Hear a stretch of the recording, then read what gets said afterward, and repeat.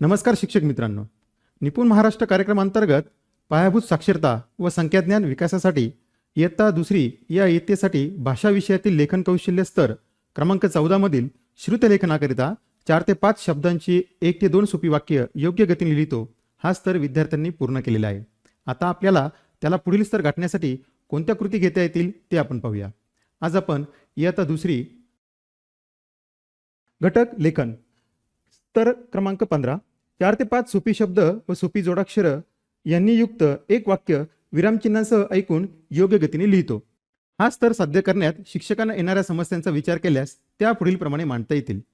विद्यार्थ्यांना विरामचिन्हांची ओळख नसणे, विविध विरामचिन्हांचा आकार काढता न येणे, विरामचिन्हांचे लेखनातील महत्त्व माहीत नसणे, विविध विरामचिन्हयुक्त वाक्य वाचनाचा व लेखनाचा सराव नसणे, योग्य गतीने वाक्य लेखन करताना आवश्यक त्या ठिकाणी कोणती विरामचिन्ह वापरावी हे न समजणे.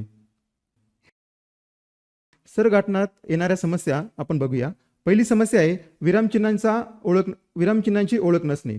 इयत्ता दुसरीचे विद्यार्थी लेखन करताना सोपी शब्द व सोपी जोडाक्षरे यांचा वापर करून वाक्य लेखन करतात, परंतु इयत्ता पहिलीच्या वर्गात शिकवलेली पूर्णविराम, प्रश्नचिन्ह यासारख्या विरामचिन्हांची हवी तेवढी ओळख व त्या चिन्हांचे दृढीकरण मुलांचे झालेले नसल्यामुळे त्यांना वाक्यलेखन योग्य गतीने करता येत नाही. आपण आता आपली समस्या क्रमांक 2 बघूया. विविध विरामचिन्हांचा आकार काढता न येणे. पहिलीच्या वर्गात जो सराव मुळाक्षर लेखनाचा झालेला असतो तेवढा सराव विरामचिन्ह लेखनाचा झालेला नसतो, त्यामुळे मुलांना वेगवेगळ्या विरामचिन्हांचा आकार सहज काढता येत नाही, त्यामुळे लेखनाची गती मंदावते. आता आपण समस्या क्रमांक 3 बघूया. विरामचिन्हांचे लेखनातील महत्त्व माहीत नसणे. लेखन करत असताना विरामचिन्हांचा वापर योग्य ठिकाणी न केल्यामुळे वाक्याचा अर्थ बदलू शकतो. हे मुलांना माहीत नसल्यामुळे व त्यामुळे अर्थ व आशय न समजल्यामुळे त्याचा परिणाम वाक्यलेखनाच्या गतीवर होतो. आता आपण पुढील समस्या बघूया. समस्या क्रमांक 4 विविध विरामचिन्हयुक्त वाक्य वाचनाचा व लेखनाचा सराव नसणे. वाचन करीत असताना विविध विरामचिन्हयुक्त वाक्य वाचनाचा व लेखनाचा सराव मुलांचा झालेला नसतो, किंबहुना तसा सराव होण्यासाठी योग्य अध्ययन अनुभव मुलांना देण्यात आलेले नसतात. त्याचाही परिणाम वाक्यलेखनामध्ये होत असतो. आता आपण समस्या 5 पाहूया. योग्य गतीने वाक्यलेखन करताना आवश्यक त्या ठिकाणी कोणती विरामचिन्हे वापरावी हे न समजणे. काही विद्यार्थ्यांची विरामचिन्हांची ओळख झालेली असते, पण त्या विरामचिन्हांचा वापर कुठे आणि कसा करायचा हे न समजल्यामुळे ते वाक्यलेखन योग्य गतीने करू शकत नाही. शिक्षक मित्रांनो, सोपे शब्द व सोपी जोडाक्षरे यांनी युक्त वाक्य ऐकून योग्य गतीने लिहिण्यासाठी वर्गात नियमित श्रुतलेखन आपल्याला करून घेता येईल. इयत्ता पहिली व दुसरीच्या पाठ्यपुस्तकामध्ये पुढील विरामचिन्हांचा परिचय योग्य उदाहरणासह करून दिलेला आहे. पूर्णविराम, प्रश्नचिन्ह, दुहेरी अवतरण चिन्ह, स्वल्पविराम आणि उद्गारवाचक चिन्ह.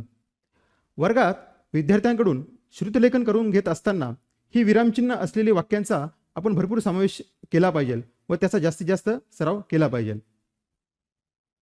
शिक्षक मित्रांनो, इयत्ता पहिली व दुसरीच्या पाठ्यपुस्तकामध्ये विविध विरामचिन्हांची ओळख कुठे करून दिली आहे ते आपण प्रत्यक्षात पाहूया. इयत्ता पहिलीच्या पाठ्यपुस्तकामध्ये पान क्रमांक 72 वरती पूर्णविराम ह्या विरामचिन्हाचा परिचय आपल्याला करून दिला आहे. तसेच पान क्रमांक 73 वरती प्रश्नचिन्ह ह्या विरामचिन्हाचा परिचय आपल्याला करून दिला आहे. इयत्ता दुसरीच्या पाठ्यपुस्तकातील पान नंबर 31 वरती दुहेरी अवतरण चिन्ह या विरामचिन्हाची ओळख आपल्याला करून दिली आहे. तसेच पान क्रमांक 36 वरती आपल्याला स्वल्पविराम ह्या विरामचिन्हाची ओळख आपल्याला करून दिली आहे.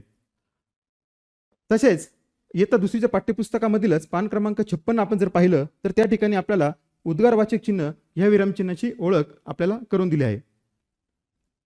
मित्रांनो, अशा पद्धतीने या स्तरावरील येणाऱ्या समस्या व त्यावरील उपाय आपण समजून घेऊन व पुढे येणाऱ्या कृतींच्या सहाय्याने आपण हा जो स्तर आहे तो विद्यार्थ्यांचा पूर्ण करू शकतो. तर चला एकत्रित प्रयत्नातून आपल्या मुलांना निपुण, आत्मविश्वासू आणि सक्षम बनवूया. धन्यवाद.